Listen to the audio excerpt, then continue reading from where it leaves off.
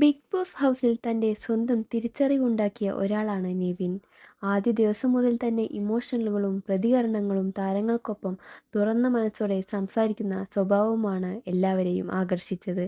പക്ഷേ അതുപോലെ തന്നെ ചിലപ്പോൾ ആ തുറന്നു പറഞ്ഞ സ്വഭാവം തന്നെ അദ്ദേഹത്തെ വലിയ പ്രശ്നങ്ങളിലേക്ക് നയിച്ചു. ഈ സീസണിലെ ഏറ്റവും വലിയ തിരിമറിയുണ്ടാക്കിയ സംഭാഷണങ്ങളിൽ ഒന്നായിരുന്നു നെവിൻ ബിഗ് ബോസിനോട് പറഞ്ഞ ചില കഠിനമായ കാര്യങ്ങൾ. അതുതന്നെ ആ വാരാന്ത്യത്തിൽ ലാലേട്ടൻ്റെ മുന്നിൽ വലിയ ചർച്ചയാവുകയും ചെയ്തു. നെവിന് ലാലേട്ടന് പല കഠിന വാക്കുകളും പറയേണ്ട സാഹചര്യം ഉണ്ടാക്കുകയും ചെയ്തു.